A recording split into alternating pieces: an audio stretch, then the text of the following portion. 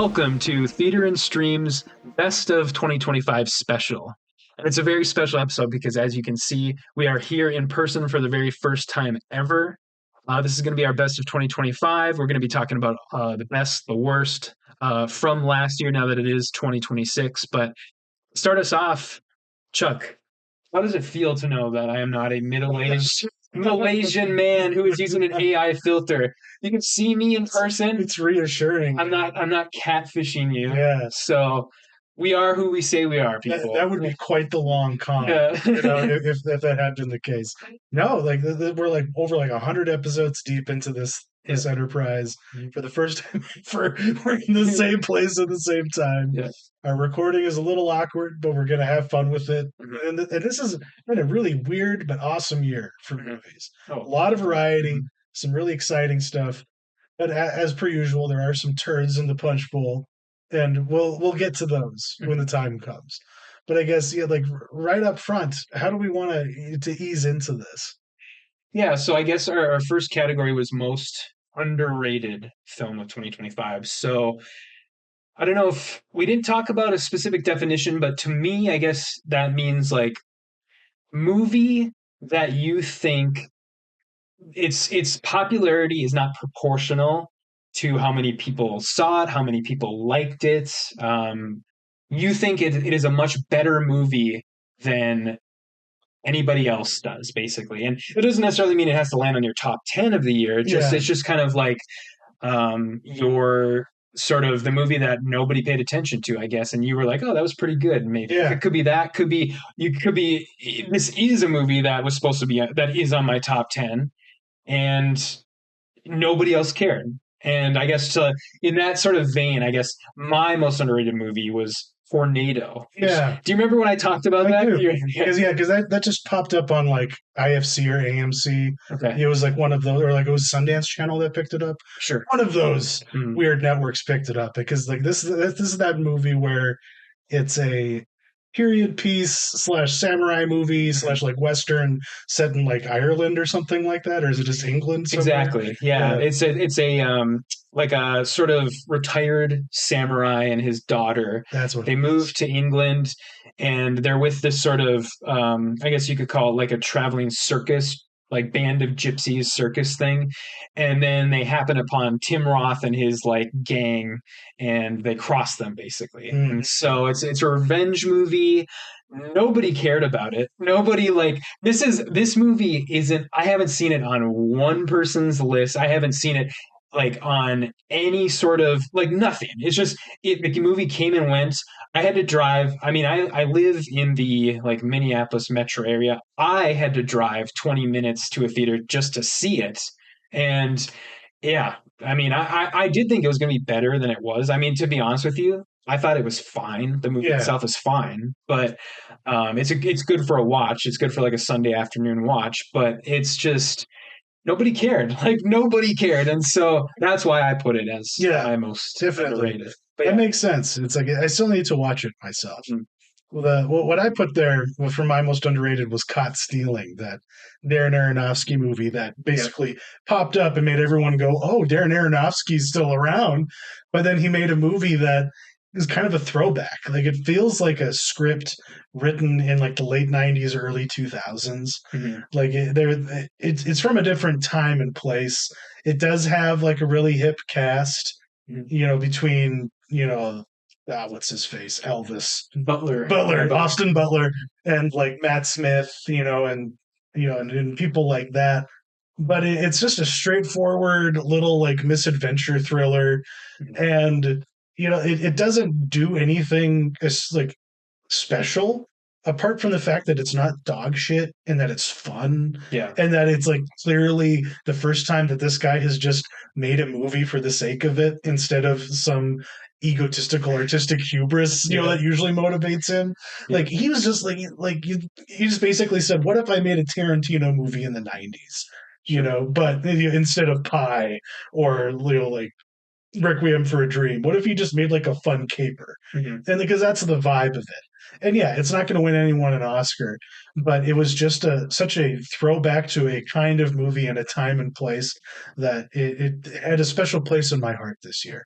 because like I just was on a ride. It was a hangout session, Mhm. and I didn't have any high expectations, and there wasn't any delusions of grandeur involved. Sure. So yeah, like I think that's why like it didn't really resonate or pop, but it should have. Mhm. Like it's a quality film, kind of like that hotel movie that from a few years ago.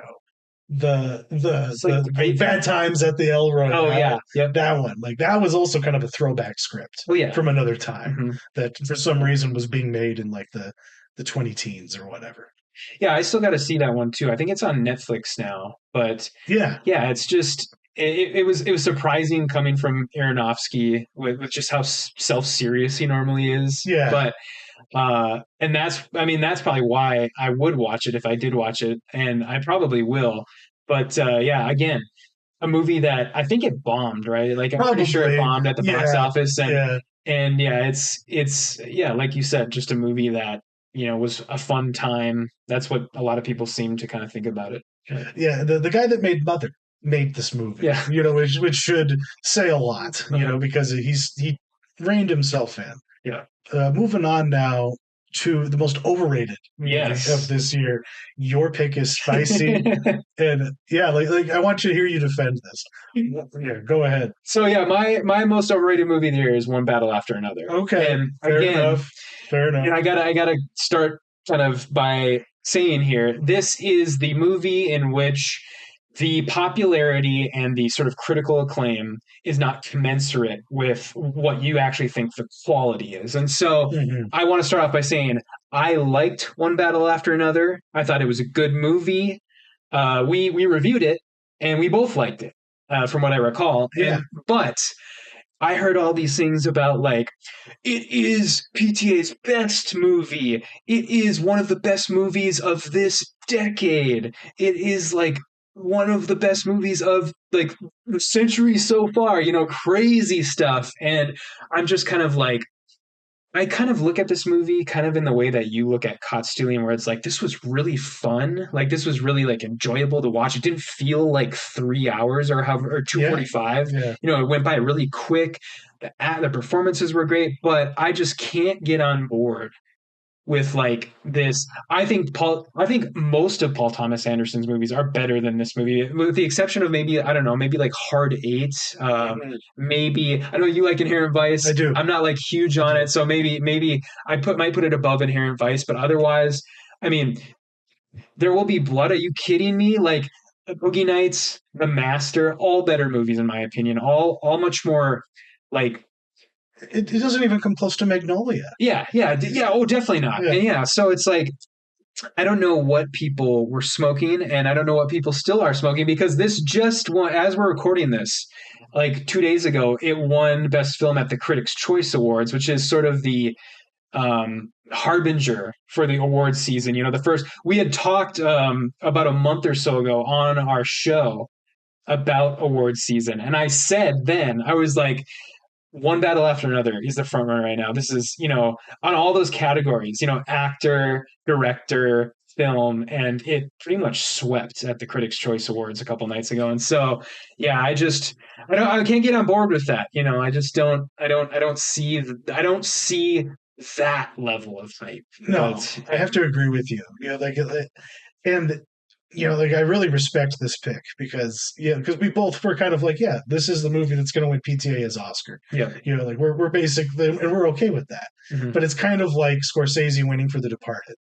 Exactly. You Yeah, know, yeah. It's yeah, like this guy hasn't won for so long, and now he's going to win because it's kind of a, I don't know. I don't want to say a down year, but it's his competition's not as yeah, good as past years, that he would have been nominated.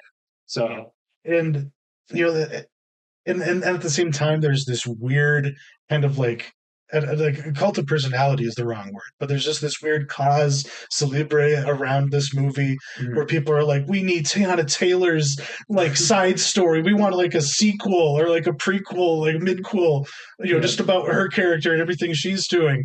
And I'm like, we don't need a Pynchon cinematic universe here. No. Like calm down, Yeah. everybody. Let's just calm the fuck down Mhm. and let's take some stock here. Let's not let recency bias get ahead of us. Mhm. Because that is very much the case, and it is kind of a like it's rolling downhill, it's snowballing out of control. Mhm. But I my overrated is simply there because I don't think that like it actually got overrated in the sense that you would expect it to be, not in the same way. It's But not in like the it's zeitgeist. not it's Yeah. not in the zeitgeist at Mhm. all. But anybody, like I just saw too many people saying that this was a good fucking movie. And Mhm. it was not. I don't know why I took the time to watch this, but as soon as I finished it, I knew exactly where I was going to be putting it. And you're, of course, you're Talking talking about about the life of the life Chuck. of Chuck, Yeah. So, which you'd think, hey, I'd be into it, but I'm really not. I don't like the filmmaker anymore. Like I don't know what I saw in Flanagan mhm. to begin with, but it's I like his older stuff. oh I mean, yeah, like yeah. his older miniseries and like some of his films, yeah. Mhm. But like at this point, I'm just fed up with the guy, and I think that's kind of clear. Like I don't really have a lot of charity in my soul for him. But when I saw people talking like this was the best Stephen King movie ever made, like Yeah. adaptation ever made, I'm like, give me a break, people. No, no, There was a better Stephen King movie this this year, year. from what I understand. Exactly. Yeah. Like there was Mhm. even a couple. We forget that The Monkey came out this year. That's right. Yeah. like, Yeah. this was a good year for Stephen King. Like you could feast if you liked his stuff being adapted. But yeah, this is definitely not the one. Not Mm. the one, in Yeah. my opinion. So that's sorry to, or yeah, I don't like hearing that. I mean, it is what it is, but like, some of these Richard Bachman things need Yeah, to like, they, it's fun when they get adapted as opposed to like his more horror centric stuff, And so I'm sorry to hear that, but it sounds like The Long Walk kind of has your Richard Bachman fill if you want it this year, yeah, yeah. The Running Man was a big fat disappointment. We've Yeah. already covered that. Mm. But yeah, like everyone rated that one appropriately. I thought, like, Sure. there was this weird contingent that really felt like Life of Chuck was like a superior cinematic experience this year, and no, I Sure. disagree. Yeah. Yeah. Now, this is probably a little easier to put out there and articulate the worst of 2025. There was a lot that could have been picked. Oh, yeah. Mine came in at the 11th hour, Mm. but I'll let you go first. Yeah, so of course we're talking about the movies we actually watched. That's So, exactly it. Yeah.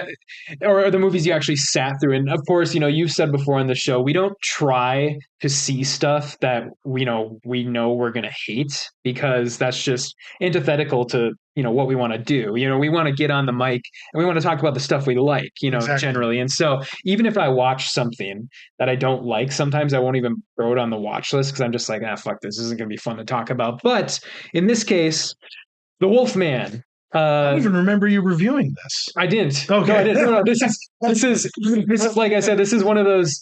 I literally was like, I watched this and I was like, I'm not like.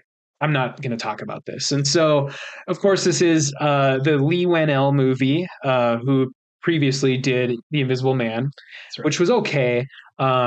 Also kind of overrated, but this was just kind of a complete like shit the bed moment for him, where it was like, um, it's boring. It has sort of delusions of grandeur. Lee Winnell is a writer's director, as in he was a writer. He was the original writer of the first Saw movie, which That's yeah, right. and he was in the movie. He was the actor too. He was the guy who saws his leg off in Saw 1. And so he started as a writer, then he got into directing, and his I don't know, his directing is just so like he has these he thinks that his scripts and his movies are saying more than they actually are. And so you have kind of all these like allusions to he turns the Wolfman into like a cancer story, I guess is what you'd call it, Interesting. where like, this Wolfman syndrome is a stand-in for like a family member who has cancer, basically. And Hmm. so it's done very poorly. This is of course a Bloomhouse joint, so they made it for on the cheap, and you can tell they made it for on the cheap. It all takes place in one location for the most part. The effects are really bad. The creature effects are bad. You have a movie like American Werewolf in London that at this point was made, what, 40 years ago, probably at this Yeah. point, where the effects are better than this movie that was made in 2025. And it's I mean, just, hell, I know that the Benicio del Toro Wolfman movie wasn't the best thing ever, yeah. but the one thing you gotta have you got to have Oh good yeah, effects. yeah. But That's but kind of what those movies. Any Wolfman movie has become synonymous with that idea at this point, where it's like, what is it going to look like when he turns, and it looks like shit in this one. So yeah, that's too bad. it was yeah, but at the end of the day, it was just boring. Like it was a hour. It barely clocked an hour and 40 minutes, and it felt like it was like over 2 hours, and it was just And the yeah, God, wasn't the girl from Weapons? Wasn't she in it? yeah. Julia Gardner, Yeah, yep, and then I can't think of the other actor. Let's Christopher see his Abbott, face. Christopher Abbott. yeah, Love him. So yeah, yeah. like a good quality cast. Hmm. Just yeah, it's too bad. Yeah, It's really too bad. it just yeah, it was really bad, and I don't know what Lee Winnell's doing with his career because I'm pretty sure like I think he's doing the Mummy now. He Like he's is. like making his way Yeah, through all these like the horror Universal properties. monster properties. It's Yeah, like he's trying to revitalize the dark universe, yeah, essentially, but by just making, but by making anti, like multiverse films because they seem to just stand alone. yeah, You yeah. know, yeah. I don't I understand don't like know why you'd want to bridge any of his joints anyway. yeah, because Yeah, eventually you're going to get because the Invisible Man, like this movie, it was a stand-in for domestic abuse, that's right. and so you're pretty soon you're going to have this universe of like domestic abuse victims and cancer like patients, and like I don't even know what he would use the Mummy as a stand-in for, like White imperialism and colonialism, yeah, I I have guess. no Yeah, idea. Like I guess maybe like millennial men's feeling of being lonely or something yeah, like that. yeah. Yeah, I have no idea. Making it like making an incel movie. Yeah, exactly. Yeah, Yeah, yeah, wow. But we're giving you ideas. yeah, But like mine yeah. is definitely one that just I did not watch it willingly or on purpose. Sure. It happened because Luca and I were watching Super Mario Brothers movie as we do. It's our ritual these days, it seems like. And we both fell asleep. Okay. And then I woke up and I was seeing the beginning of the Minecraft movie because it had just been added to Amazon Prime. Okay. And I'm like, oh no, what do I do? Because I'd heard all the stories, I had seen all the videos, I knew what I was in for. And like within the first 10 seconds, it was just as bad as you could imagine it could be. Mhm. Just Jack Black doing just terrible Jack Black delivery on horrible exposition. It's all nonsense. Like I bought Minecraft when it was like still on Java or Oh yeah. whatever, like way, way back in the day, and I never got into it, never played it again. I basically just gave Notch my money and then moved on with my life. And I didn't understand a thing that was happening in it. Mhm. And it's just quite literally the worst thing I've seen in a really, really long time. In terms of, it's objectively as a movie, there's just nothing redeemable here. And if you're getting something out of it, it's because your soul is broken. I think, like, even if you're a child enjoying this, I think Yeah. there's something like we have failed you as a society Mhm. that this is what you are getting something out of. Like, and Well, this it's is like like different from the stuff we liked as kids. oh yeah. Like the Pokemon movie actually has a beating heart and soul inside of it, like the Pokemon 2000. Like, because that was the weird bullshit that we liked that they made movies out of when we were kids. This is soulless in a way that is like reprehensible. And yeah, it was like, from what I understand, I mean, the movie is pretty much all, like, literally all, they stood in a green room the entire Yeah, time, right? Like, the whole time. everything is CG, everything, or the volume or something. And And Jennifer Coolidge has like a weird subplot where she's like going on dates with a Minecraft villager.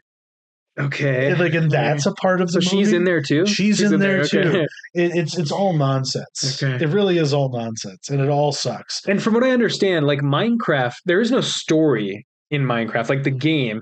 It's all it's pure world building, right? Where Yeah. as in like or it's pure like you can the only story you can grasp is like the stuff you can infer from the villagers or the what are they called, the Yeah, nether demon or whatever. I know that there's like, I don't know. I really don't know anything. So like maybe if I had been plugged into the universe, I'd get the references in the same way that I can enjoy the Super Mario Brothers movie Mm. for all of its little, because it's not great cinema either, No. but it at least makes you feel something. Hmm. I felt nothing but anger. And yeah, that so skip that one so that they don't make any more, but they're definitely going to. We're doomed. We are basically doomed.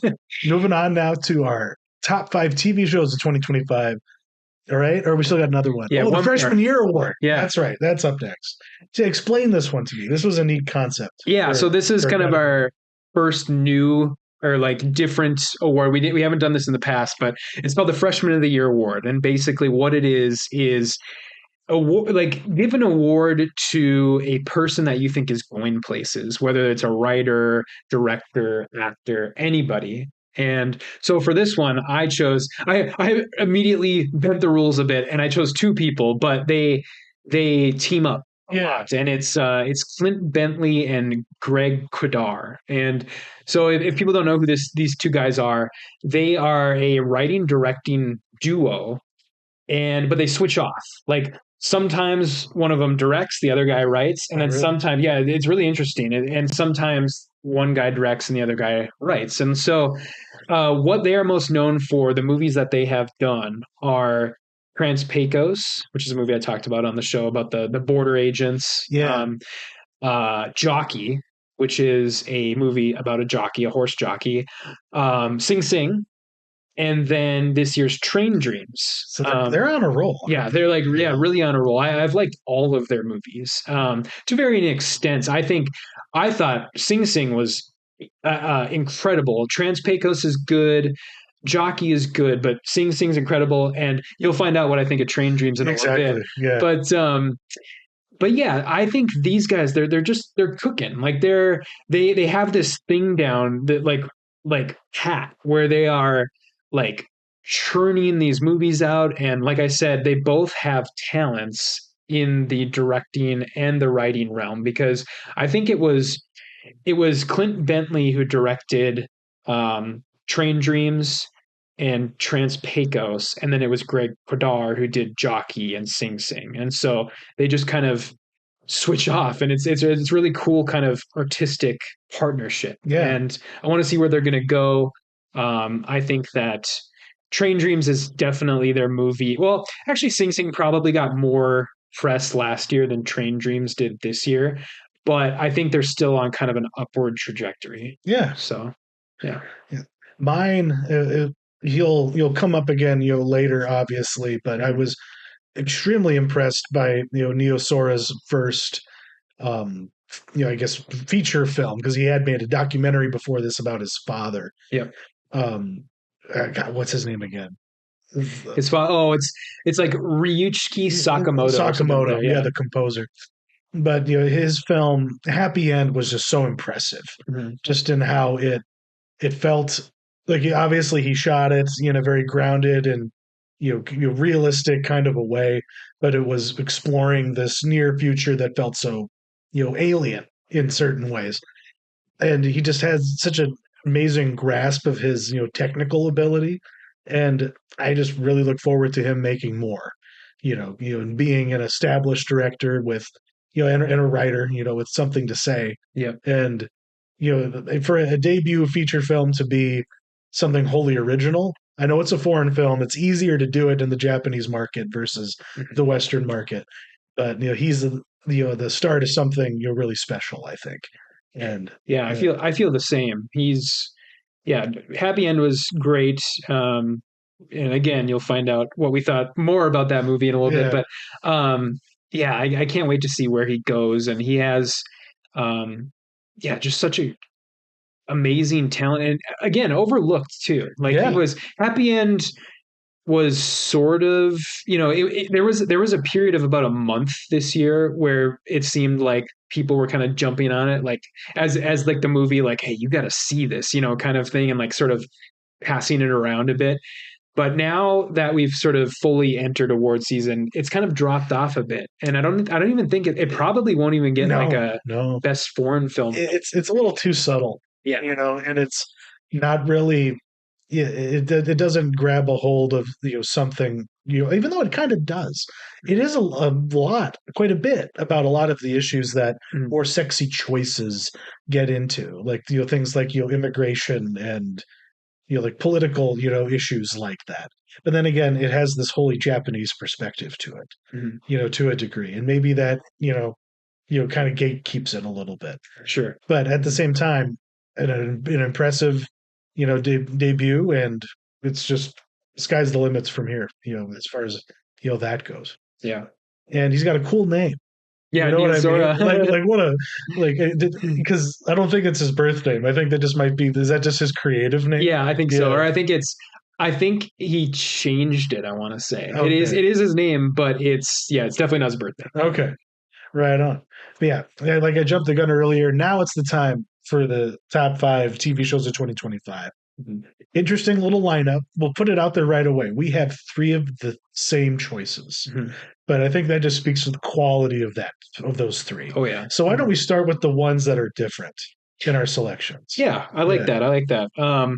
So I will start then with Department Q and Slow Horses, and Mhm. these are perfect because they kind of go together because they're both these sort of British spy shows, sort of in the vein of John le Carre, something like that. Um, and I mean, Slow Horses.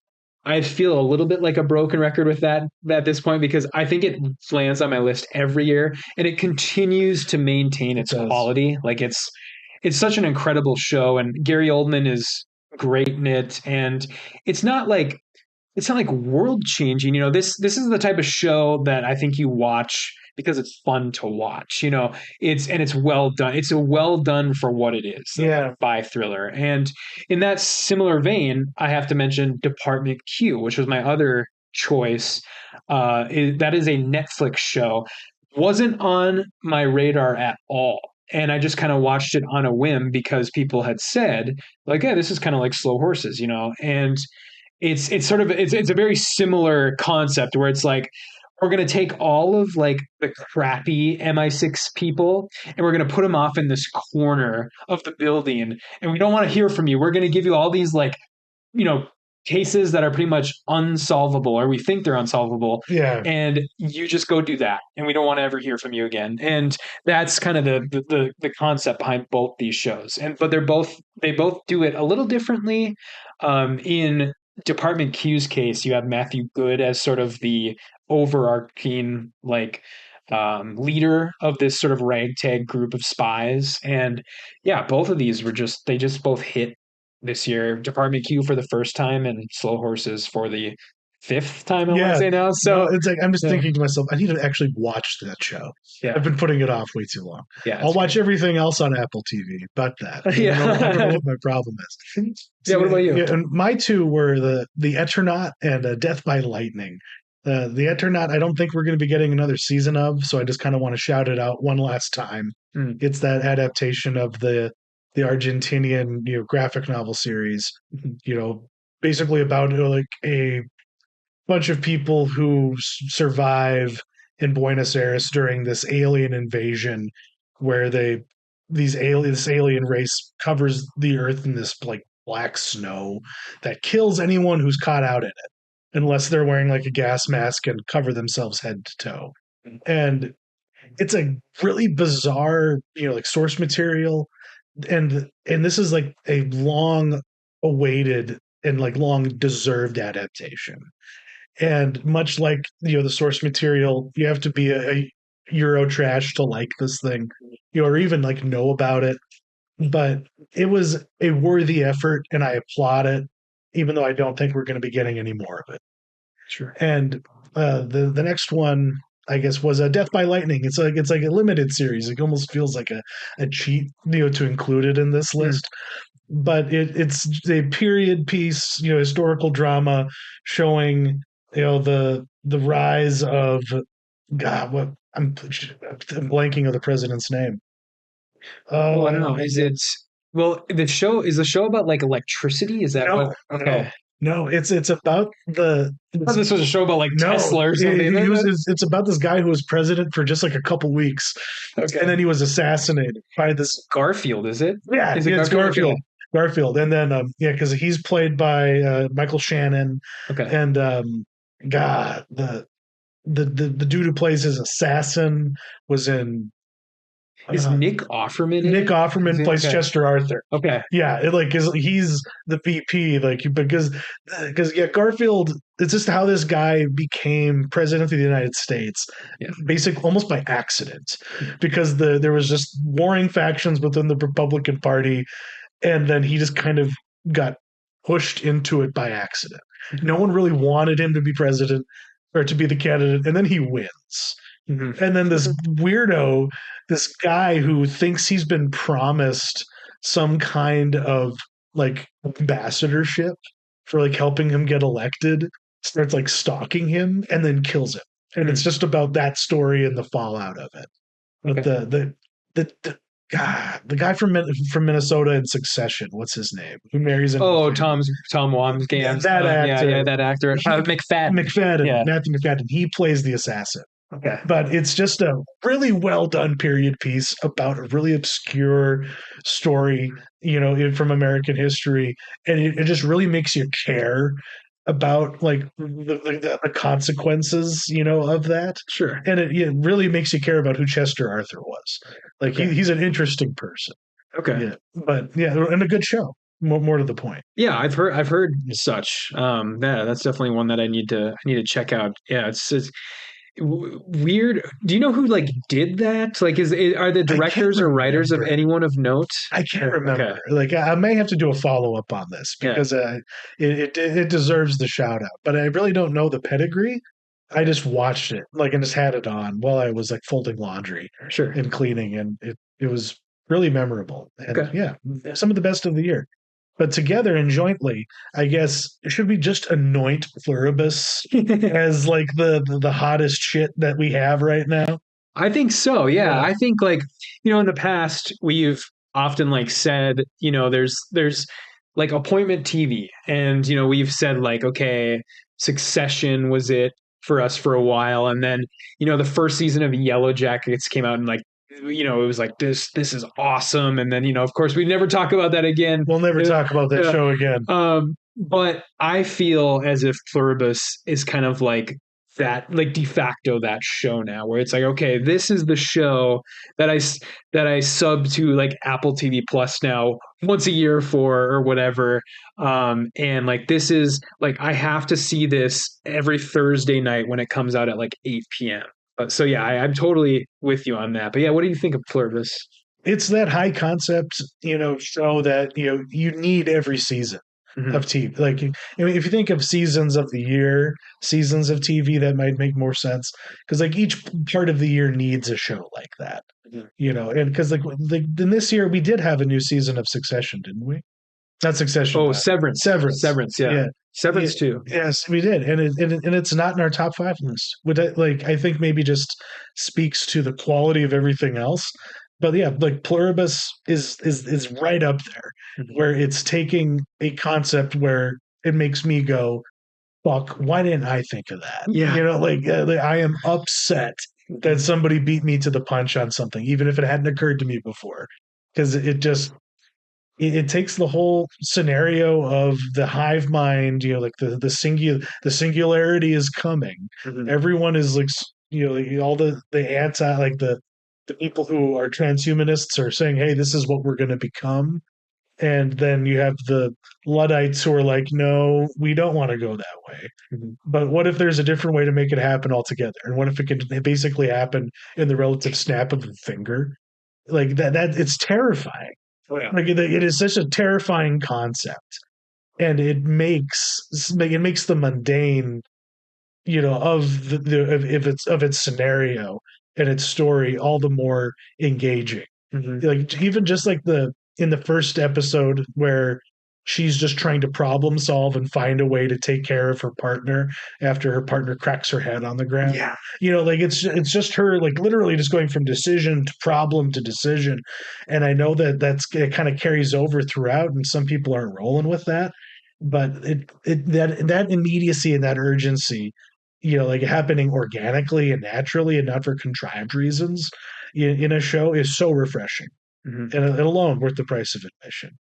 Yeah, I think so too. I mean, it's like The only reason the show got made is because Vince Gilligan, the creator, sort of he's at that like carte blanche point in his career where it's just like he can approach a studio and they'll make whatever. Because when you look at the show, it's like it's all these things that like shouldn't work or just seem like they would be really hard to pull off. Like Yeah, where it's like, okay, so you want to do a show where like 90% of the time it's just a woman by herself, an unlikable woman by yeah. A herself. middle-aged lesbian. Yeah, Yeah, and you have to have all of these scenes where you need to somehow make it look like she is the only like person on earth, other than wherever all the other people are, all the yeah, other like taken over people are. And so, on a logistical level, it's like, okay, there's so much that you have to do with like the world to like edit stuff out or make it seem like it's everything's barren and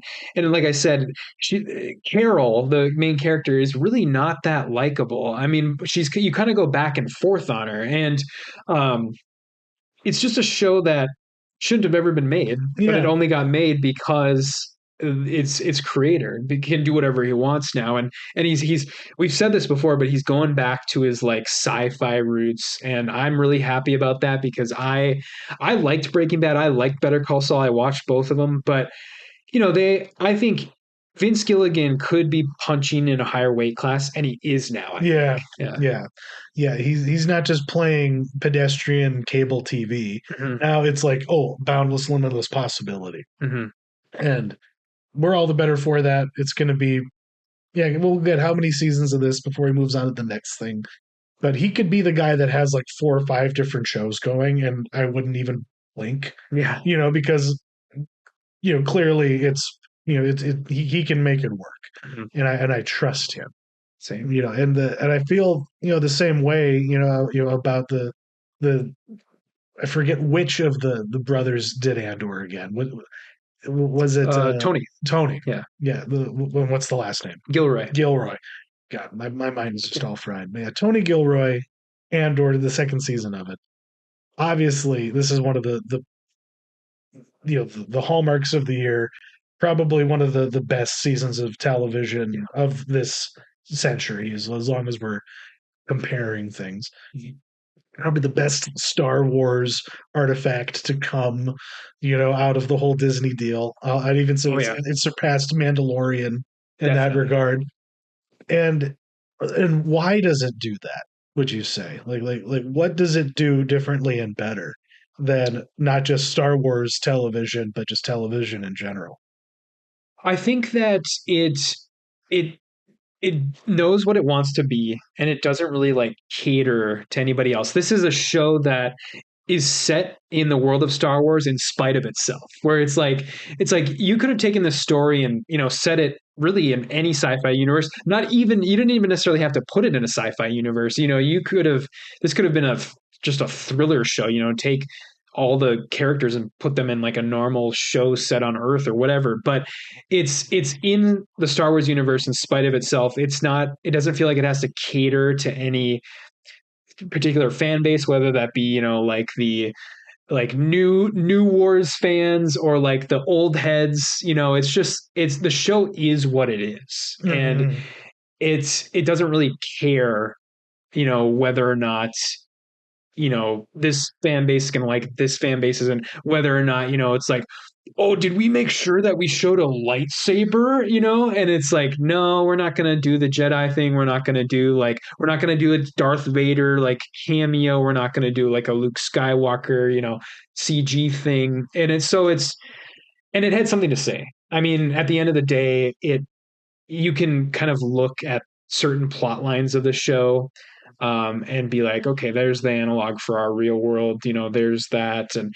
because each episodes, it seemed like the show kind of had like 3 episode arcs almost, or Yeah. even like where it's like, okay, here's this arc, and then here's this arc, and this arc, and each one of those arcs you could kind of point to and be like, okay, this is saying something about like authoritarianism, or what have you, or something like that. But yeah, what did you like about Andor?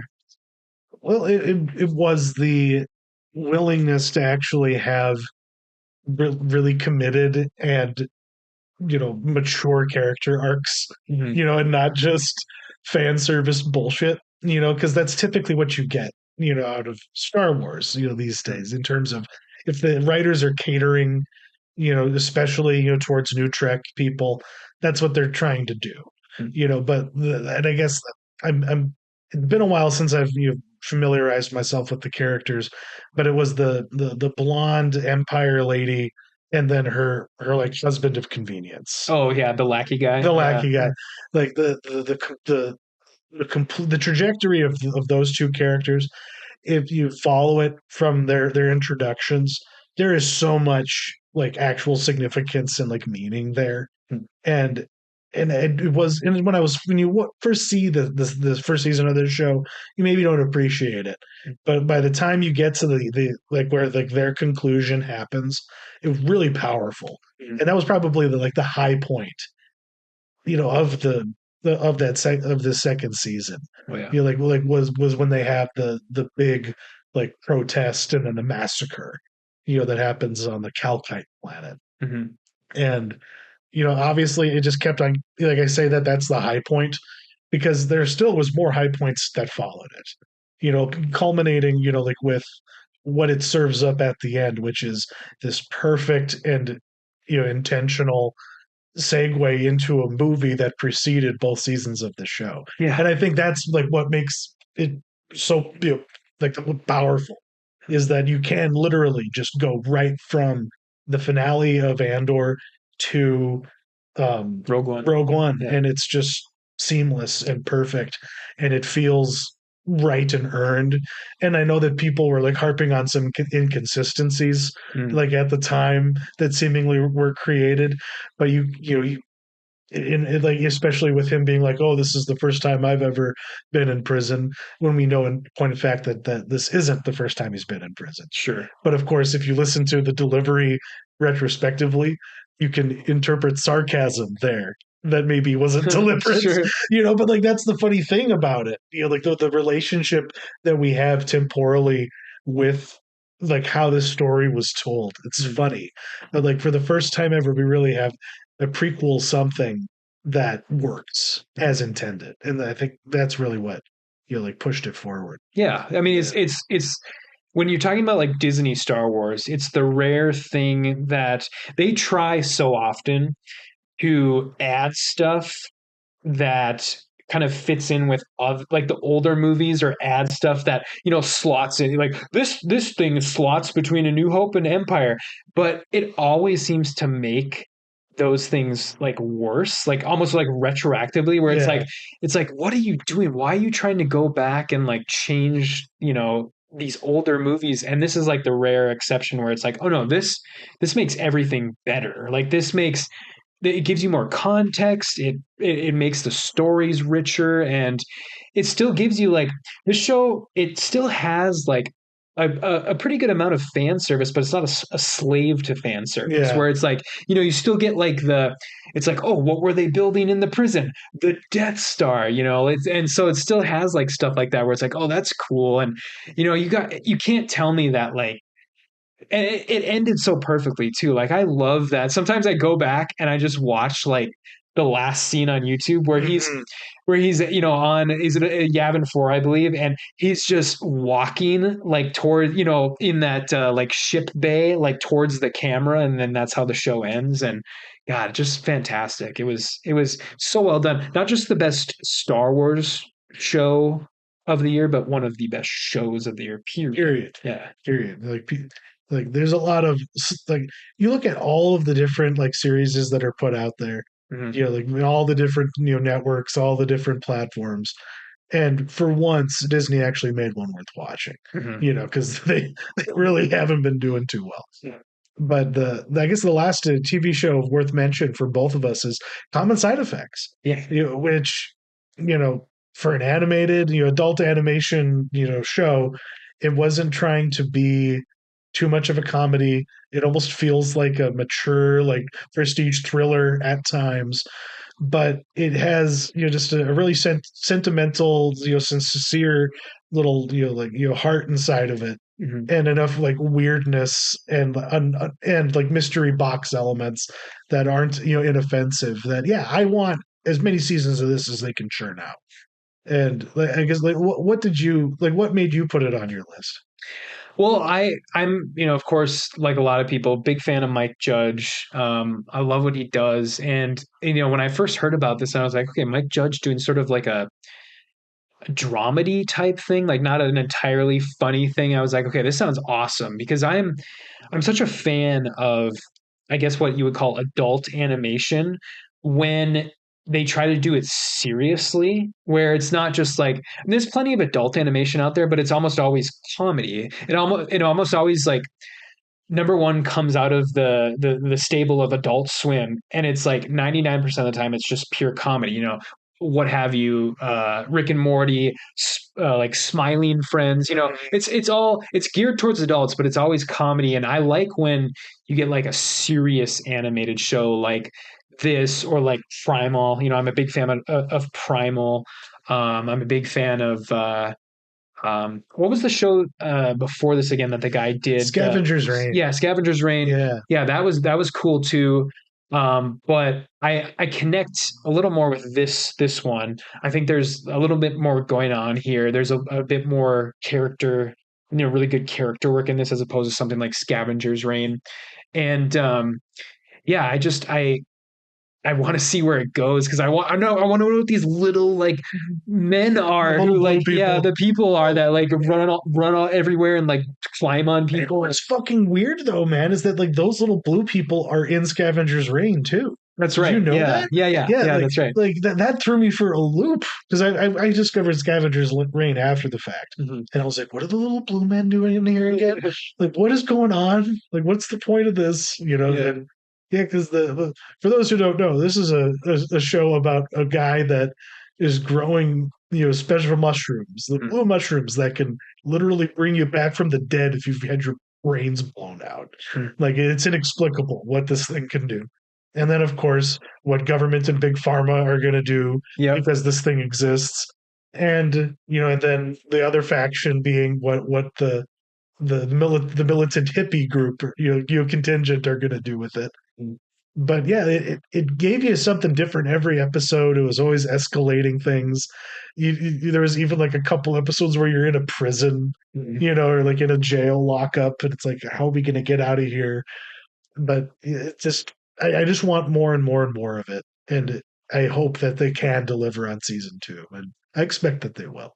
Yeah. Same. Yeah. I think that.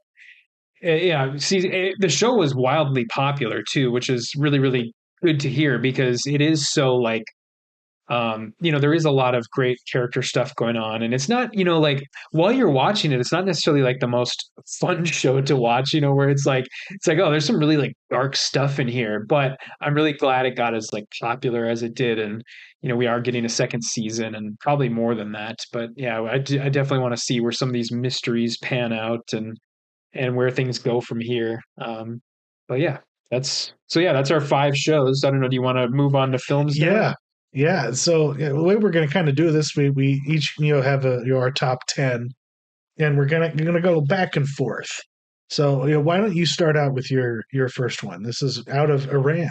Yeah, yeah. So my number 10 film is It Was Just an Accident. And this is um we tried to sort of watch as much as we could in these last couple weeks to just kind of see if there was anything else we were missing and stuff like that. This was one of those movies where I watched it maybe a week and a half ago now, and I thought it was awesome. I really I like the cut of Jafar Panahi's jib, where I love how he like sneaks himself into Iran, makes movies like on the down low, and then gets out of Dodge before the government can like come down on him because he's wanted, in Iran, and I think he lives in Europe normally. But this particular movie, do you know what this is about at all?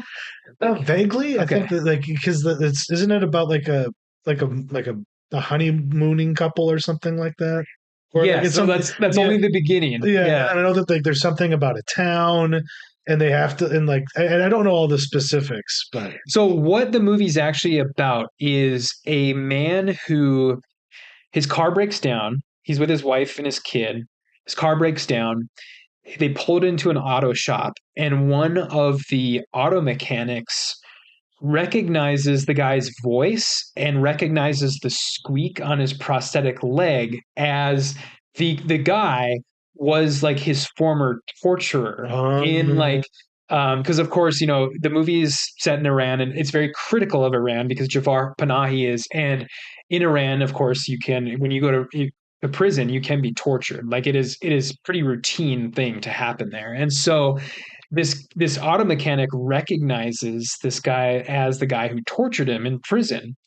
And so, that's kind of, it goes from there. It's like, okay, what is he going to do with that information? Like, is he going to try and get revenge? Is he going to leave it alone? Is he going to kind of like follow him around and like see where things go, try to like verify? Because he's not entirely sure. He's like, okay, this could, a lot of people sound alike. And, a lot of people have, there are a lot of people who have prosthetic legs. So I have to be sure that this is the guy before I like act on it yeah, or whatever. And so that's the overarching like plot of the film. And yeah, just a really great sort of, the movie, like I said earlier, was filmed sort of in secret. And so, you get like, sometimes you can sort of tell where it's like, okay, this camera was obviously like put in like the window of like a car. So it's like shooting out, like it's shooting out of a, it's like, it's clear they like parked a van on like a street, and then like shot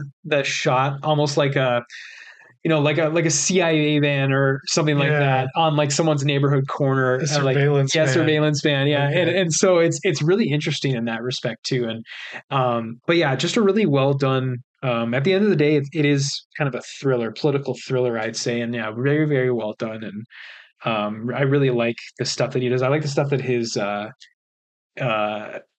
son did too. I can't. Of course, I can't remember it now. But I talked about his son's movie last year Okay. when we were talking about this. But I think his name is I think his name is literally Panahi Panahi. Like it's same first and last name, something like that. But yeah, I really like what these guys are doing. We need more of this too. We need more of these like people who are sort of like standing up and making really dangerous films Yeah. in like countries where maybe they sort of butt up against it reminds me of what was it, something spider, what was that spider movie from Oh, a couple, Holy Spider. yeah, Holy Spider. Yeah. Like it's like that where it's like, okay, this movie there's no reason it should have been filmed in the country it was filmed in because it's so like extreme and like, but of course they did. And Yeah. so yeah, we need more of that.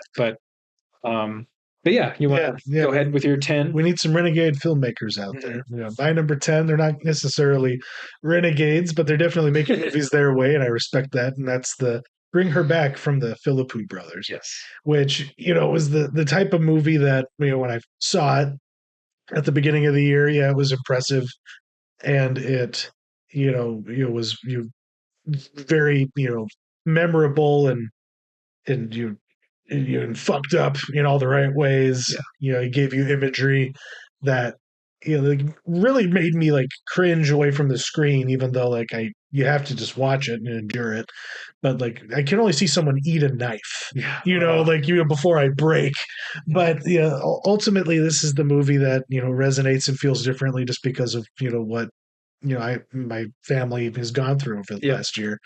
And now the the plot and its and its themes you feel very different, resonate very differently, Hmm. but it still is for my money the 10th best movie I've seen this year.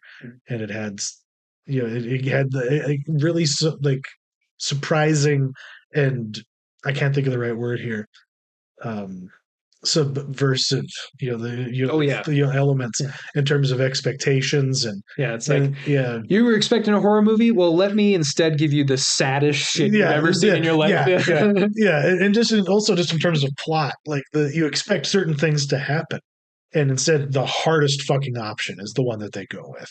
Yeah. So yeah, it's impressive work for a sophomore film. They didn't let up, and we just have to pray to God that they just don't start making franchise films for Blumhouse or somebody. Mhm. That they continue to just be these weirdo Australian wonderkins, Mhm. and hopefully they continue in that vein. Yeah. I'll just hop into my number 9. which is a Cover Up, the Yeah. latest documentary from Laura Poitras, and I can't remember the man who she partnered with on this, but because like he's the kind of the who brings the key element of like doing a lot of work and research into Seymour Hersh, who is the subject of the documentary itself. And it, yeah, on the one hand, it's detailing, from his perspective, how, where he came from, how his career came about, and some of the high points of, his career.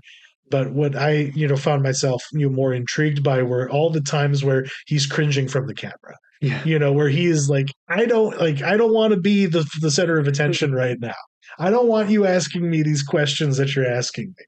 Because he's an interesting guy, and I think he's misunderstood in a lot of ways, and a lot of people just kind of they evaluate him journalistically in a way they do not I mean, like they don't apply this kind of critical lens to the industry at large. Sure. Like if all of the other outlets or journalists had to own their mistakes the same way Seymour Hersh has been asked to, versus his wins, and all the times he's, hitting it out of the park, like I think the whole industry would be operating quite differently. Because yeah, he was wrong about that one thing about JFK and Marilyn Monroe, but pound for pound, like, are we really gonna? I don't hold that against him, Yeah. But at the same time, it's interesting to have the because this is kind of her trilogy of documentaries about whistleblowers or Mm. or like pseudo journalists um like the movie she made about Assange, the one she made about Snowden, and then we have Hirsch, which I think is interesting. I don't know if that was what her intentions were when she was kind of making those movies. And unlike Risk, this one I think is actually worth coming back to. Okay. The Risk was the Assange one, but she didn't really reveal it at the time. But it was also about a guy that was like related to WikiLeaks that she was having an affair with. Oh, So like okay. there's this whole part of that documentary where like she's not being honest about like the portrayal that she's giving of this other dude. She Sure. kind of compromised herself a little bit. So this is a return to form for her. Because she's won an Oscar. She's made one of my favorite documentaries of all time in Citizen Four. I Mm. trust her, to go pretty much anywhere, and I'm just glad she found a subject where she wasn't demeaning herself like she kind of did with that last one. Sure. Yeah. Yeah. Yeah.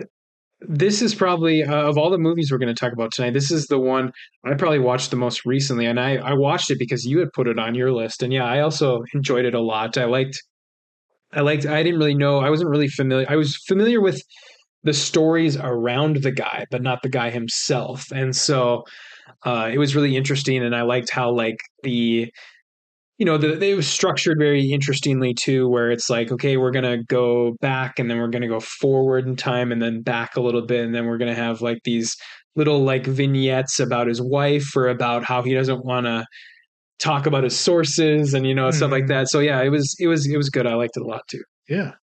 Yeah. Well, and you're number nine. Surprisingly, not in my top 10 at all. But Yeah, so my number nine is Superman, and this is a movie we reviewed on this show, and so I don't need to spend a ton of time on it. I mean, I'm kind of a in the bag for DC. I really want them to succeed, and I want James Gunn's universe to succeed, and I think that it's off to a great start. I think my biggest worry, and I talked about this at the time when we talked about this on the show, was that James Gunn was going to basically just like Guardians of the Galaxy-ify Superman. He wasn't gonna get Superman. Like he wasn't gonna understand the character. He wasn't gonna understand the feel the movie should have, um the just kind of the vibe it should have, and he was basically just gonna make it into like Guardians of the Galaxy Superman edition. yeah. And he clearly he gets it. I think he gets it, and so I think he made a great movie. I want to see what happens next. I want to see where the rumor is Superman 2 is actually, because I think it's called Man of Tomorrow, Yeah. and just Man of Tomorrow. Like there's no like there's no like Superman Man of Tomorrow. So the rumor is that this movie is actually going to be a Lex Luthor movie that Superman just happens to also be in because they have to, What? yeah, because they have to team up against I don't know if you saw the Brainiac casting the other day, but yeah, Uh, Brainiac was cast in the movie. They got an actor for him, and so it's basically going to be Lex Luthor has to team up with Superman. Sort of, he doesn't want to. Neither of them want to because they need to take down this greater threat, basically. okay. And so the title "Man of Tomorrow" isn't referencing Superman; it's referencing Lex Lex Luthor. Luthor. That's And so interesting. So is there a comic series that's called that? there, yeah, but it Yeah. is a Superman series. Okay. It's called Superman Man of Tomorrow. And I see. so yeah, it's that'll be really interesting if, or at the very least, it's a double entendre where Yeah, it's like this could be referring to either one of them, Lex Luthor or Superman. And so yeah, just really looking forward to one of the best blockbusters of the year in my opinion. And so had to give it my number 9 slot. definitely. No, no, it totally makes sense to me. There was just other movies that I liked more Mhm. ultimately, even though like I should be giving it some more points because it did put the engineer, in a real Yeah, that's mainstream right. film and not make her completely terrible. Uh-huh. Yeah, it kind of worked out, honestly. Yeah. Yeah, well, what was your number eight? Yeah, so my number 8 is, and I just, again, I recently talked about this on the show, so I'm not going to spend a ton of time here, but Ballad of a Small Player. Um, yeah, just this really gross, grimy movie about a degenerate gambler, basically, that was very effective. I like this. Edward Berger clearly doesn't want to be pigeonholed into like doing more like these like austere like Oscar baity dramas, like Conclave and All Quiet on the Western Front, which both I love both those too, but Yeah, this is just something completely different, and it's grimy, it's gross, it's just about this guy who I guess sort of has a redemption arc, but not really. You kind of he's really hit or miss, but yeah, just really enjoyed it. And yeah, what about you? Number 8. number eight was Warfare. We reviewed that earlier this year. And that was for my money the leanest and meanest, like what was it, like hour 45, Yeah. like Mm-hmm. that you could get in a theater or at home.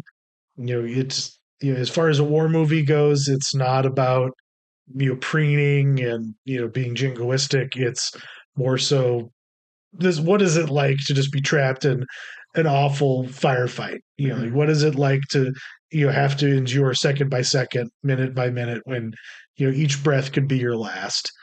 And we talked about it on the show before, so I won't belabor it, but just a really powerful experience, and one of the better movies of the year. Mm-hmm. Yeah, totally. I totally agree with that. You want me to go to 7 or Yeah, okay, yeah, so 7. This I don't know. This might be my most out of left field pick, I guess. yeah. Uh, Again, talking about adult animation that I like, dramatic adult animation. Predator: Killer of Killers, the, in my opinion, better Predator movie from this year, but directed by the same guy. So I do like what Dan Trachtenberg is doing for the most part. Like I think he understands Predator. I think they're with Predator Badlands. I think he had to make some concessions, and I get it. If you're going to be handed like $120 million, then I guess you got to make some concessions in order for the studio to be happy. But this he didn't have to make any concessions with because it's this straight to Hulu animated movie about um, basically three like almost short stories from different parts of history where it's like, okay, what would happen if a samurai came, head to head with a predator? What would happen if a Viking came head to head with a predator? And so on and so forth. And um, it was just really badass. I mean, honestly, at the end of the day, just like really well done action choreography, really well done animation, and just a killer connection to the previous Predator movie, Prey, Yeah. the straight to Hulu Predator movie about the Native American woman. They tie it to that movie in a much more interesting cliffhanger, or not cliffhanger ending, but after credit scene than Predator Badlands had, which I hated that after credit scene. But this one was way cooler in my opinion. So yeah, I just got to give it. This is my like. I got to give all the cool points to this movie this Yeah, year. This movie. yeah. So My number seven is also kind of riding on cool points too, just because it was a weird little movie. We talked about it last episode, but Dust yeah. Bunny, it yet again, it's a movie that feels like its script was from another era, but you just have this like magical realist kind of like Guillermo del Toro sort of setup where a little girl has a monster living under her bed that's killing off all everyone who's ever her parent or foster parent at any given moment. So who does she turn to? A Nicholas Winding Refn like hitman type character played by Mads Mikkelsen. Yeah, it has that same like style, as a Nicholas Winding Refn movie, but then it has the magical realism and darkness of a Guillermo del Toro like Pan's Labyrinth type thing. It's such a weird movie, but very very memorable, and yeah, it's such a good time. But yeah, like this was almost my pick for underrated because Yes. yeah, no one was talking Yeah. about this Nobody. but me. It felt like, Hmm. but yeah, that's my number seven. Yeah, and then we'll move on to six here. My number six. No surprise here. I mean, I think this movie is landing on a lot of people's lists. This is sort of the popular choice, I guess, this Yeah, year. Sinners, the Ryan Coogler movie from this year. Just like this is almost like this year's. I don't know. Oppenheimer. It feels like a yeah, I it see what feels you mean. like a it feels like a Nolan movie in the respect that you capture both like the critical acclaim and like the audience acclaim, and it's like it creates this Venn diagram of immense success where it's like this thing did just a like crazy at the box office. Everybody loved it, and I think it's way more interesting than what Ryan Coogler was doing, slumming it in like the Black Panther Yeah, side of the Marvel universe. And I really like his career. I like the stuff he's done. I mean, Black Panther movies are, especially the first one's okay. Second one kind of sucks, but before that, I love Fruitvale Station. I love Creed 1 and 2, and so I think this is him kind of turning back into like the more interesting stuff to me. And yeah, just I couldn't disagree with the masses on this one. So yeah, yeah. yeah, and I don't disagree with the masses either. It's not on my list Mhm. anywhere, but I think that's just because I'm being a contrarian. It's like I think it's appropriately rated. Sure. Yeah. Like I don't, I have no beef there whatsoever. Because yeah, like he's definitely kind of entering that same trajectory. Kugler is the same one that the guy that did Get Out and Nope. Oh, Peel. Peel. Yeah. They're both kind of they're going the same way. Mhm. They want to be the guy that makes an event movie, Mhm. and nothing wrong with that. I think it's kind of neat that they both are kind of like they're being the resident African American filmmakers who are making like IMAX movies. Yeah. Like they might as Mhm. well like lay claim to it. Who else is going to jump at it? Mhm. So, but then you have to make something that's worthy, of that large palette, and they most certainly did that here. I mean, you have the dual role, from Michael B. Jordan. Michael B. Jordan, and of course the music and the cinematography alone worth the price of admission. Mhm. And yeah, I guess I'll leave that there. My number six was Black Bag, Yes. which is the Soderbergh movie. Him doing a modern Le Carre sort of story, and yeah, I almost feel like I put this too like low on my list. Like, you know what I mean? Like it should be closer to my number one, but Sure. I had too many other choices. I wanted to put it higher, I couldn't. But like we kind of talked about this quite a bit Yeah. over the year, but Well, here, let me say this it's a because good date movie. this is the first. Yes, yes, Yeah, definitely. This is the first, I think, movie that we have had on our list that we share. Correct? correct. Yeah, Okay. yeah, So why don't we just say this from now on when that happens? I'll just come out and say it. This is my number two yeah, movie, and so this landed number two for me because I like what you said, great date movie.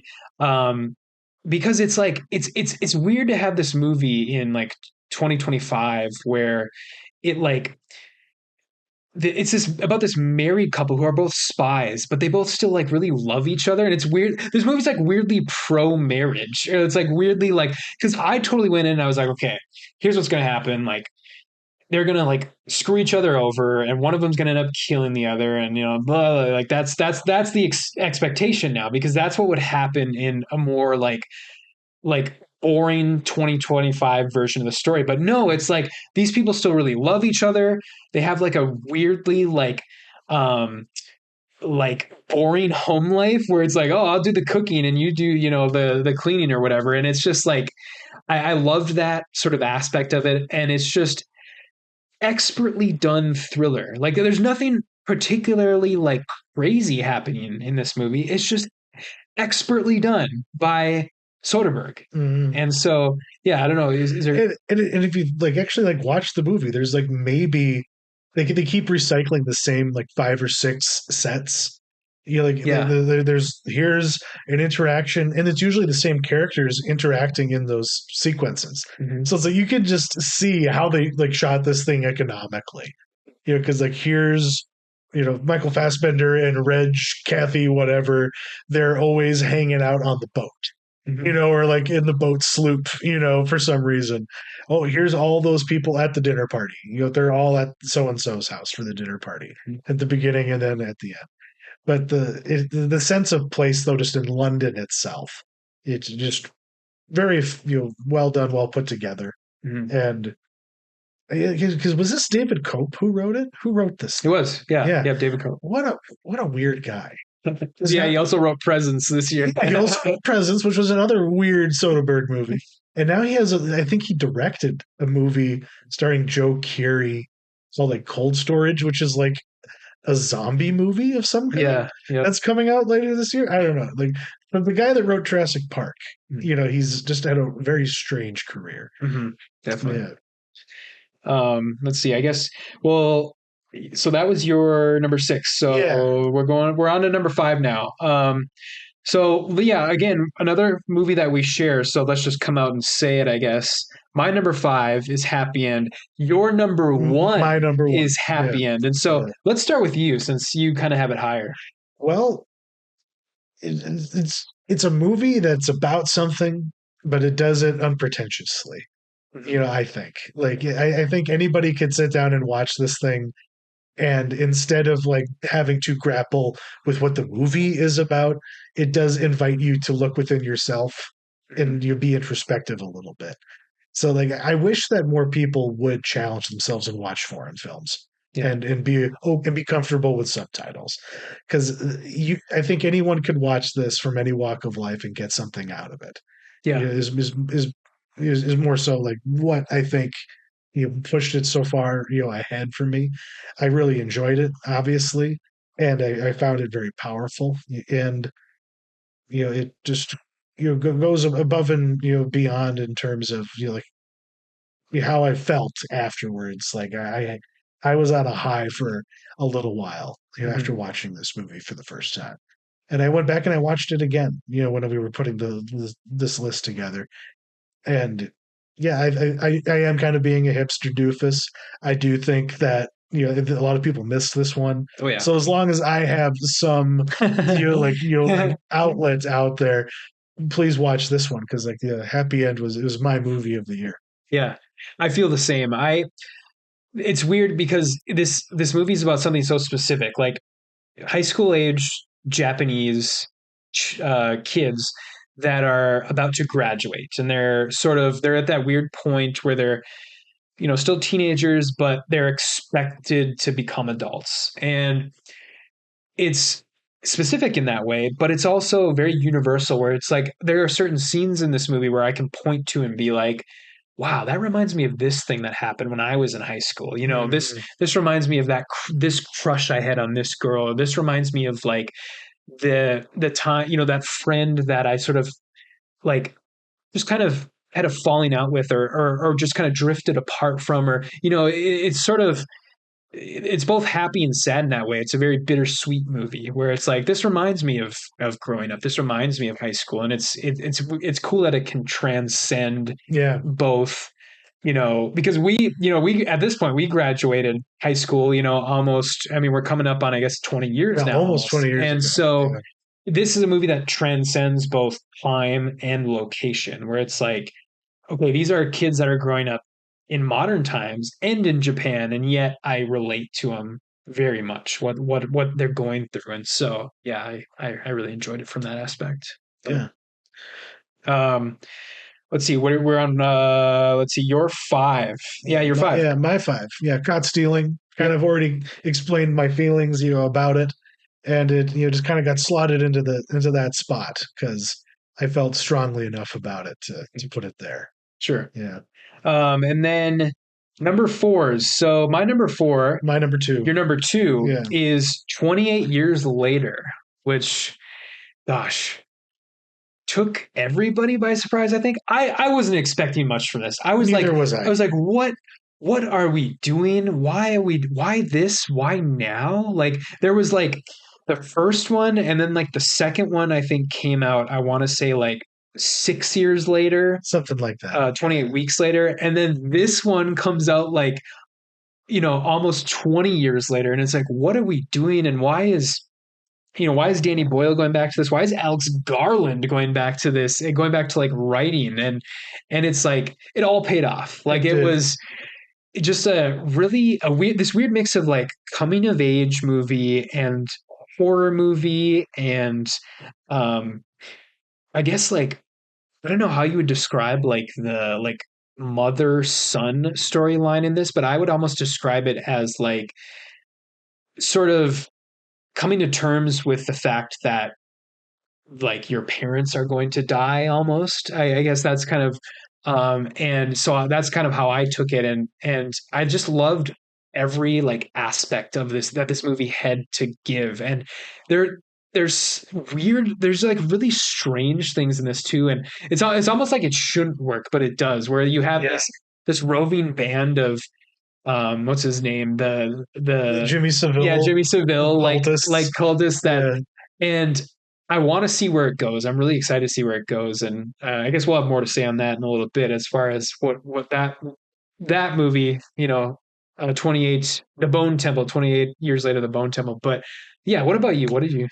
well, and kind of like with it, Bring Her Back. It's like this was a movie I loved, well enough for what it was. Mhm. I I really enjoyed just like how British it was, like all of the weird cutaways to like the archival footage or like old like movie Yeah. footage of like archers and stuff like that. Like yeah, that opening act just had such a thrust to it and such energy to it, and then it becomes a totally different movie once Spike kind of like gets his agency and he starts making his own decisions instead of just going along for the ride that his community and his father they have planned for him. He wants to do something for himself to save someone he loves, and that's where like the real heart of the movie ends up being. Mhm. Is when he meets Dr. Kelson and he finds out that his mother is going to die. There's really nothing he can do about it, and that that they are going to just sideline him, with some fentanyl Mhm. so that he can't stop them from doing what they're about to do. And it, and I think that some people maybe would take the wrong message from the because the context of that character's decision is the context of the story. It's very different and removed from the context of the real world we live in. Mhm. Given that character's limited options, I totally understand. I think anybody could understand, wanting just to do what they had wound up doing. Yeah. But the overall point, and like and it comes from Kelson, and the real message of the movie is like you still gotta love, and don't forget to love, and don't forget the love that you've had.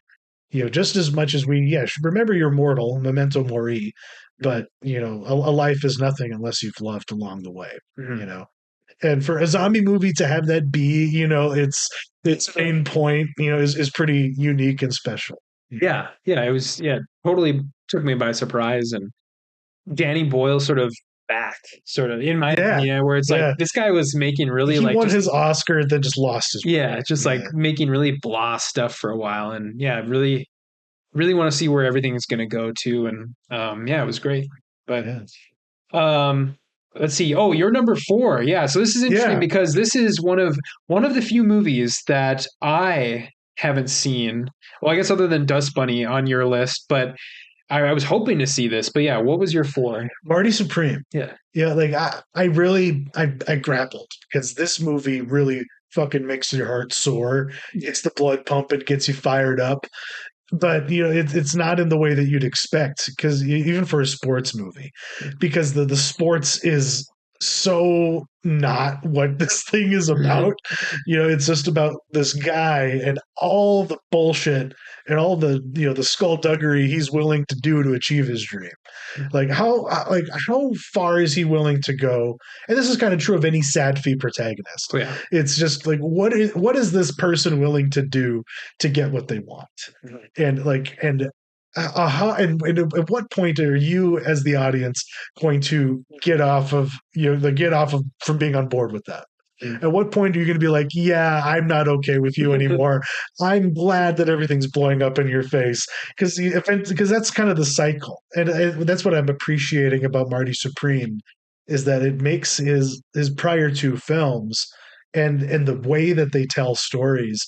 You can kind of see the circle method that they have, like their own patented version, of like all the story beats that you can expect from one of their movies. Yeah. And instead of being predictable, because I knew what I was getting into with Marty Supreme, but instead of being predictable and therefore boring, I was more so like amped up and excited, as I'm going along because I'm like, okay, I know that like because this has happened, Mm. this is what I can expect to happen next, and that sounds crazy and awesome to me.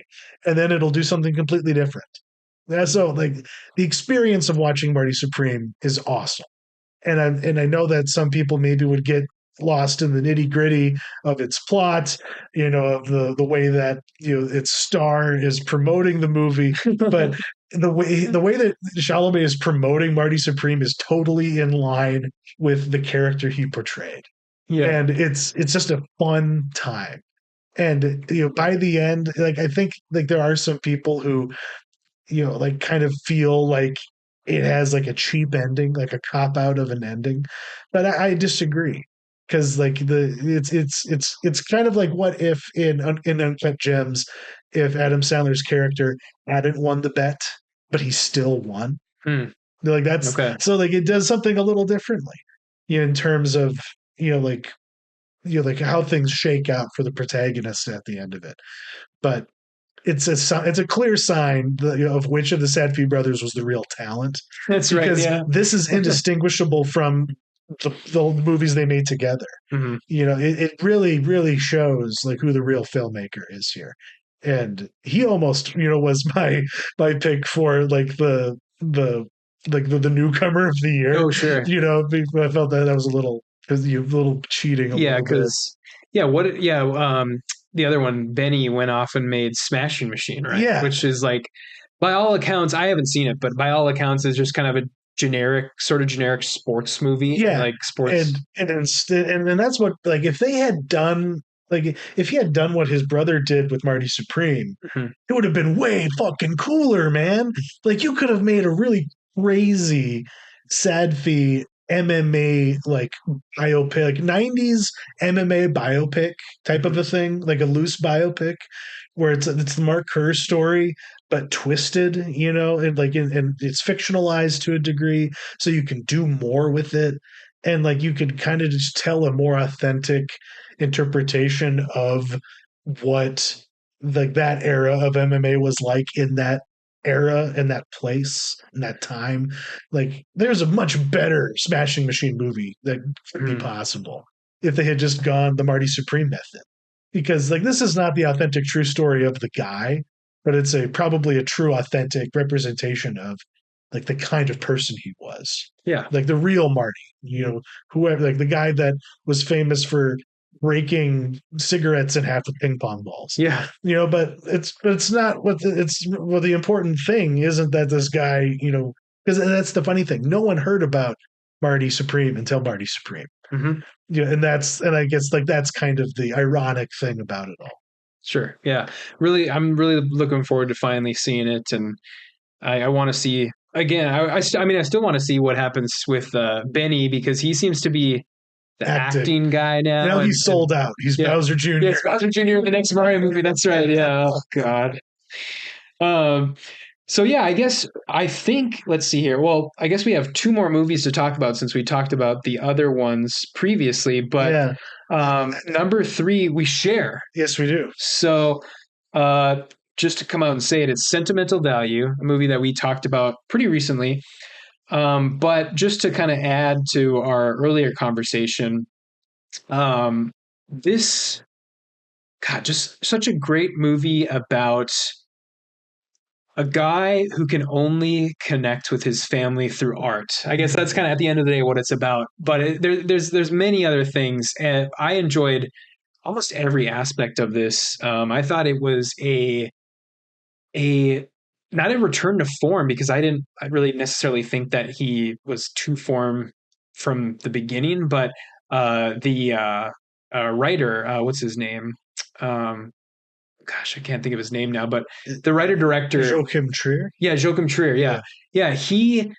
I didn't like Worst Person in the World. I thought it was like a really kind of superficial, and I actually didn't. I mean, maybe this is the point because of the Yeah. title of the movie, but I thought the main character was reprehensible. I didn't like the sort of how they sort of threw the pregnancy storyline in there and like the cancer storyline sort of in the last like 20 minutes of the movie. Um, but this to me, this is like this is like more mature in my opinion, like way more mature. This is like him sort of graduating, as it were, and I liked just a lot of stuff about it. And I mean, one of my biggest things, and I don't think a lot of people are talking about this movie in these terms, but the way in which I related to it most was this idea that like locations harbor can Mm-hmm. harbor feelings and can harbor like almost like emotions and stuff like that, where it's like um I think the example I used when we talked about it before is like you go to Gettysburg and you're like, Yeah. oh, there's like this weird sort of like down feeling here, or like Auschwitz, something like that. But in this case, it's this house that they lived in, and I really like that aspect of it. Um, but yeah, what about you? Yeah. No, the, that element of it is the part that's like really enduring, Hmm. for me. Yeah, and the way that it would just break away from its narrative and just have these like little interludes exploring that, see like the history of the house Yeah. and how all the different characters experienced that aspect, like specifically the way that you could eavesdrop on like the sitting room downstairs through the chimney because it Yeah. ran through all the bedrooms of the house, so like all the main Mhm. rooms of the house. And each generation experienced something unique, but kind of like of a similar way. It's like like when you're young and you're hearing something you're not supposed to hear, Mhm. like like and then yeah, how do you carry that with you into adulthood? And I don't. Did you ever watch the um like the actors on actors like interviews that they No, I do? did. So this year it was the one of them was Stellan Skarsgård and his son it was Alex, right? Alex, Alex, yeah, yeah, yeah, because the pretty one. yeah, the pretty one, the one that's in Pillion, Yeah, or brilliant. yeah, Yep. Pillion, the gay biker movie. But and there was a part in that conversation where he was like, "So, Dad, did you like base this off of your like? Did you base your performance off of your own life?" And he was just like, "Oh, like why are you going there already?" And it's like because that's the part that I think kind of maybe gets lost in the sauce a little bit is his performance because like there is something so genuine about the pain, Yeah. that and the desperation that the character has, and Skarsgård does an excellent job of, I guess, allowing himself to be vulnerable. Mhm. So like that real life aspect of the consequences of show business, because it's it humanizes famous actors in a way that that a movie like Jay Kelly doesn't Yeah. Oh necessarily God. do it. Yeah. Because like yeah, it's like we just kind of view like, oh, why should we feel bad for these people? Mhm. Like they're so rich and famous and their life is so good and easy and cushy, but it's like there still is a human suffering that is possible, even if every other part of your life is seemingly easy. Yeah. It's like yeah. So I don't know. I there was a lot to walk to take away from it, Yeah. and it yeah It was, yeah. Yeah, go back and watch. I mean, that was, I think, 2 episodes ago for us. Go back and watch that. But yeah, just to put the cherry on top here, just a killer ending too. Like yes. killer ending, like just Oh my a yeah, lump in your throat sort of like uh hit in your stomach type of ending. And And that's what's beautiful about it, because on the one hand, he has totally like Chekhov's gunned it so that you should know or like understand the like what you are actually seeing versus what it appears to be.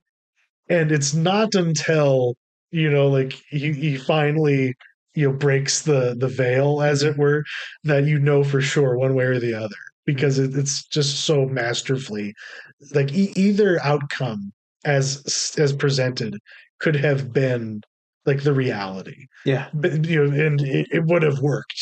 Like I maybe would have felt differently about the movie if they had gone the way that they were going, appeared to be going.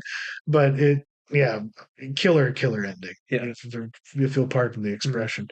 But since we kind of already covered my number two and number one, Yeah. and your number two, what's left for Yeah. us to talk about? So yeah, all that's left it would be my number one. Just to reiterate, though, so my number two was Black Bag.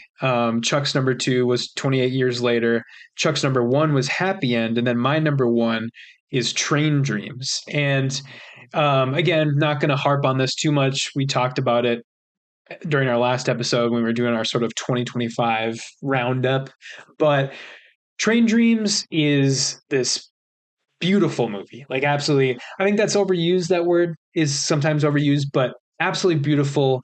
I had said before, this is the movie that gave me that feeling that the very first time that I watched the assassination of Jesse James, it gave me that feeling again. That sort of like this is like poetry in film form, where Mhm. it's like this is just like an experience, and I'm just gonna like let it wash over me. Beautifully shot. um it's a period movie set in like the Pacific Northwest. There's, you have all these beautiful trees and like lush scenery. And um at the end of the day, it is about a man's life, an ordinary man's life, who um sort of a lot of people have said like, oh, this movie's sad, like it made me feel sad. But I the more I hear that, the more I disagree with that. Where I found the end of this movie incredibly, there are sad things that happen in it, but I found it incredibly life affirming, where it's like you watch it and it's about this guy who the message of the movie is basically you can live a normal life. You can live a life that is not necessarily extraordinary, and it can be enough. It can be enough. Let it be enough. Yeah. Let it More be enough. importantly, Yeah, yeah. let yourself be in the moment. Let yourself, enjoy life, basically, is kind of the moral of the story. And yeah, it was just a fantastic movie. We often talk about, I think in past episodes like this that we've done, what are the movies that we talk about from our top 10 that are you're going to like carry over Yeah. into like many of these movies I loved. But I look at my list and I'm like, am I really going to be thinking about Predator, Killer of Killer, Maybe in like not. in like Yeah. in like 5 years? Probably not. But this is the movie that I'm going to like, I will think about this one all the time. I will remember, where I was when I first watched it. I remember how I felt when I first watched it, and I will carry it with me. And so that is why that is my number one.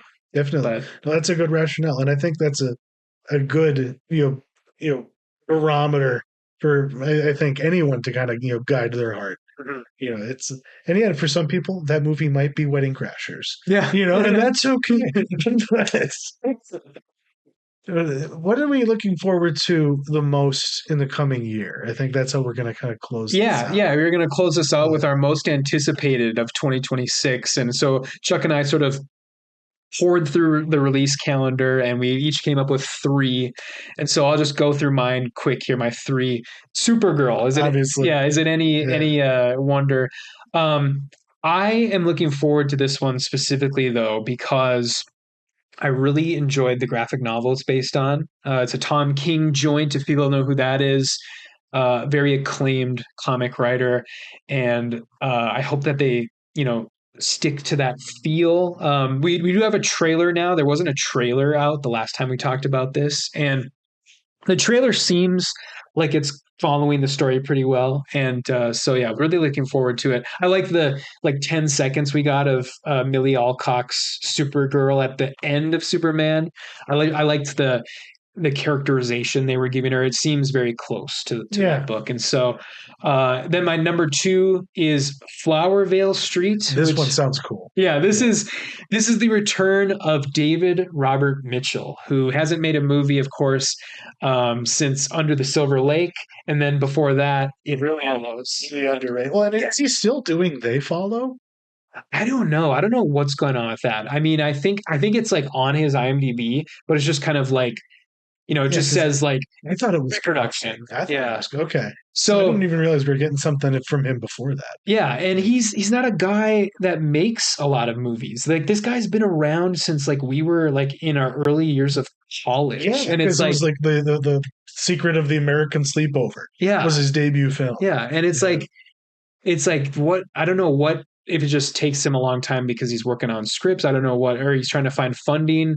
But yeah, I'm a Under the Silver Lake massive apologist. I love that movie. And I really like It Follows too. And all we know about this movie right now is it stars Ewan McGregor and Anne Hathaway. And I think the log line of it is like like a husband and wife investigate weird happenings in their neighborhood. Like Yeah. that's like the log line, and there's one still out from the movie, one official still that is looks to be of like a brontosaurus, like in like a little like a literal brontosaurus, like in like a neighborhood setting, and it's like okay, this is going to be weird, and Yeah. I'm in for this. I'm in for Yeah. this. I think it was also I don't know if I would necessarily call this a good or bad thing yet, but I'm just kind of neutral on it. But this was, I believe, originally going to be directed by J.J. Abrams, and then he jumped to a producer role, and then David Robert Mitchell came in. So I see. I don't know what that says about the movie right now, but I guess we'll see. But and then my number three is Digger, which um, this is another one we don't know a ton about. There is a teaser trailer out there Which is for now. insane. Yeah, which is like just it's like okay, what is this? It's sort of Tom Cruise's return to like I guess weird movie making where he's, Mission Impossible is done now, so he's getting back into the weird stuff. And all we know about this one, the only log line we have is like something to the effect of like a the world's most important man makes a huge mistake and he takes it upon himself to save the world. Like that was like the log line that I read. And so it's like, okay, and he has like a shovel Yeah. and but the thing that has me most interested is this is a Inaritu joint. Exactly. And so I want to see what is going on here. It's gonna be strange. We know that he sort of pairs up with different writers throughout his career. I think he has like three writers who he kind of rotates between. This particular movie is written by the same guy who wrote Birdman, Which so makes sense. Okay. that's kind of the vibe we're gonna get with this one. And so yeah, I want to see what that one's about. That comes out in October of next year. Flowervale Street was August, and then Supergirl, of course, is June. But yeah, Chuck, what about Yeah. you? What are your three? My first one's coming up on February 13th. It's a Good Luck, Have Fun, Don't Die, the next film from Gore Verbinski. Yeah, We I have love that. I know like, the fact that he's coming back. And Yeah. in this one, it's what's his name? Rockwell. Rockwell, yeah. Rockwell's is playing a time traveler who just like pops up. It almost has the same kind of vibes as everything everywhere all at once. Yeah. But but it's not a multiverse story, but it's just about all these people who kind of get roped into saving the world from an AI from the future. That's really all that I know about it. But the trailer looks insane, and that's really what's got me excited. In May is Hokum, which is the next film from the filmmaker behind, is it Caveat Yep. and ah, Oddity. Right. Oddity, Oddity. Yeah. Oddity. And from what I understand, this is kind of in the same cinematic universe Hmm. as the other two films. So that has me excited, and it's starring Adam Scott, Yep. I believe. Hmm. And my third film is A Werewolf, which is just Robert Eggers' next movie. Yeah. It's not The Knights, which he's been Next. promising Yeah. us for like 10 years now, but it's him doing his Wolfman interpretation. Yep. And from all I really know about it, we have some stills. Johnny Depp's Lily Rose Depp has like a cleft palate Hmm. for some reason. I don't know how they're doing that.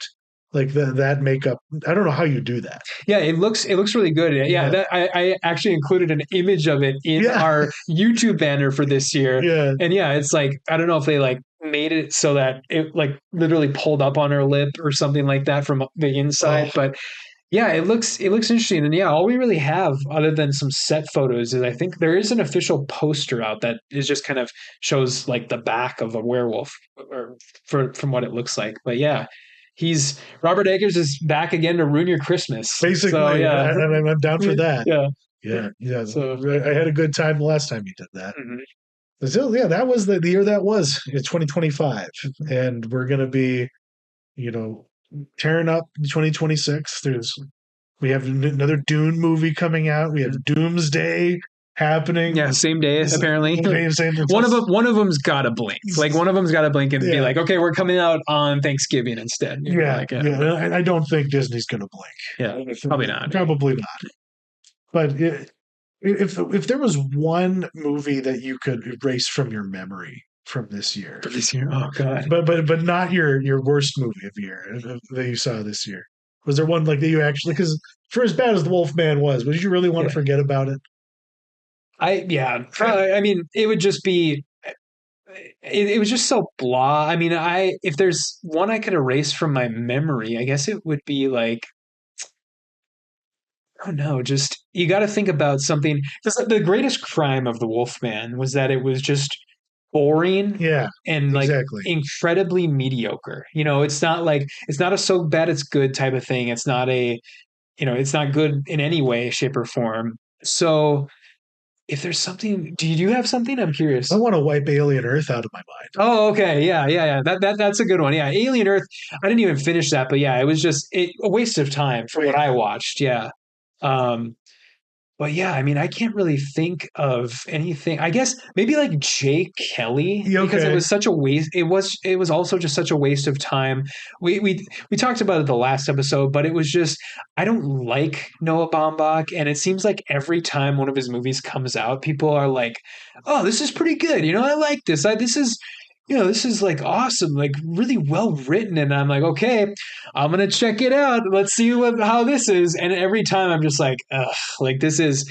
I'm not on board with his school of screenwriting, which is like I said in the last episode. I think he does two things to make his scripts appear smarter than Yeah, they are, and that's number one, he has a lot of characters talking over each other, and then number two, a character's repeating what another character just said. So if someone's like, but like in the form of questions. So like someone's like, I went to the store today. You went to the store today? Like it's just like, what is this like weird, just like screenwriting? And I don't know that I found that movie to be a massive waste of time and kind of like a very masturbatory for George Clooney too, okay.